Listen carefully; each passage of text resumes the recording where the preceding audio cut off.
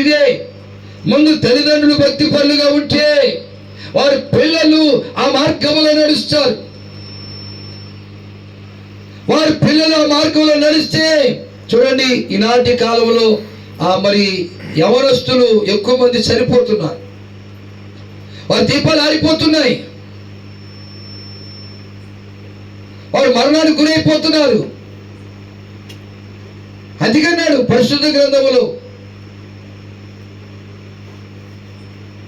ఈ రాత్రి మనకు తెలియజేస్తున్న సత్యం ఏంటంటే, మనమందరము రోషం తెచ్చుకొని నేను ఒక భక్తిపరుడిగా మారాలి, నేను ఒక ప్రార్థనాభీరుడిగా మారాలి.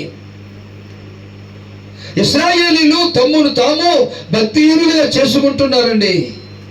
అలా చేసుకుంటున్నప్పుడు యెహోషువకు చికాకు పుట్టి, వీళ్ళు ఎంత చెప్పినా మారరు, మా సేవకుడైతే ఎంతో కష్టపడ్డాడు, ఎంతో శ్రమపడ్డాడు, ఎంతో ప్రయాసపడ్డాడు, ఆయన మీద తిరుగుబాటు చేశారు, ఆయన మీద ఎదురాడారు, ఆయన మీద తిరుగుబాటు చేసి ఎదురాడి ఆయన నెట్టివేశారు. ఆయన కాలం గడిచిపోయి వెళ్ళిపోయింది. మోషే చనిపోయిన తర్వాత ఆ అధికారం యెహోషువకు దేవుడు ఇచ్చాడు. ఆ అధికారం ఇచ్చిన తర్వాత యెహోషువ ఆ కార్యక్రమాన్ని చేపట్టి మరి అన్ని కార్యక్రమాలు చేస్తుంటే ఎన్నో ఆటుపోటులు ఎదురయ్యాయి, ఎన్నో ఇరుకు ఇబ్బందులు ఎదురయ్యాయి, ఎన్నెన్నో శ్రమలు ఎదురయ్యాయి. ఇక యెహోషువకు చికాకు పుట్టి అంటున్నాడు, అబ్బాయి మీరు ఎవరు సేవిస్తారు, మీరు ఎవరు సేవిస్తారు, ఎవరు పూజిస్తారు, ఎవరిని ఆరాధిస్తారు, మీ ఇష్టం. ఆయన ఎంత చెప్పినా మీరు మారలా.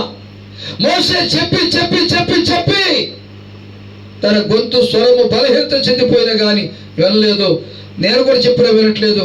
మీరు ఎవరు సేవిస్తారో సేవించుకోనండి, ఎవరిని ఆరాధించుకోనండి, నేను నా ఇంటి వారము యెహోవాను సేవించేదము. దేవుని స్తోత్రం, హల్లెలూయా. ఎందుకంటే మేము ఆయనను సేవించకపోతే మా దీపాలు ఆరిపోతాయి, మా పిల్లలు మరణానికి గురైపోతారు. మీరు చెప్పినా వినట్లేదు కనుక నేను నా ఇంటి వారు యెహోవాను సేవించదం. దేవుని ప్రజలుగా ఎందుకు ఈ ప్రార్థనలు అంటే, ప్రార్థన మన ఇంట్లో ఉన్న చీకటి తొలగించడానికే.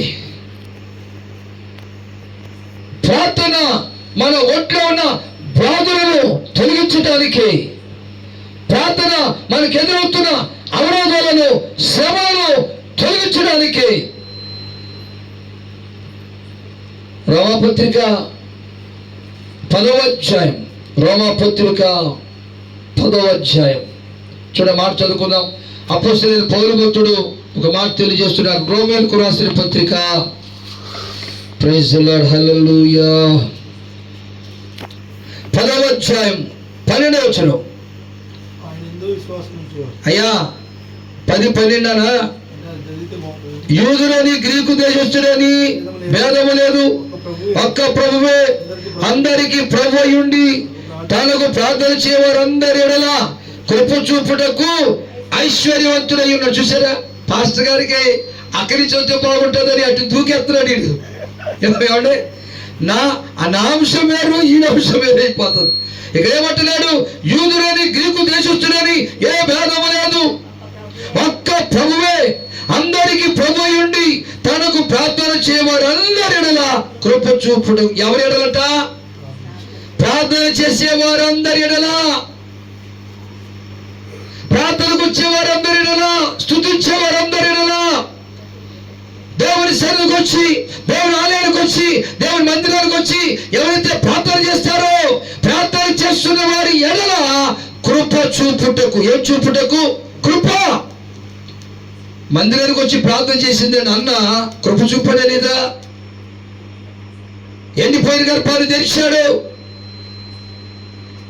గొడ్డుమోతు అంటూ నువ్వు హేళన చేస్తున్నటువంటి నోళ్ళు మూపించడానికి సంతానము కలిగే తల్లిగా దీవించాడు. కారణం మందిరములోకి వచ్చి ప్రార్థన చేసింది.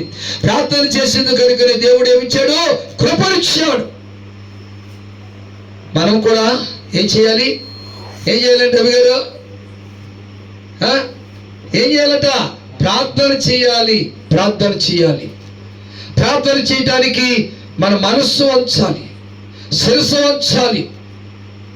ప్రార్థన గొప్ప కార్యాలు చేస్తుందని నమ్మకం ఉండాలండి. ఈనాడు అలాంటి నమ్మకం లేదు చాలా మందికి. నాన్న కట్ చేస్తున్నావా, కంటిన్యూ తీస్తున్నావా? వెరీ గుడ్, దేవుడి స్తోత్రం, హల్లెలూయా. ప్రార్థన ఏమండి గొప్ప కార్యాలు చేస్తుందని నమ్మకం లేదు ఈనాడు. ఇక్కడ అందుకే ప్రభువు అంటున్నాడు పౌలు గారి ద్వారా,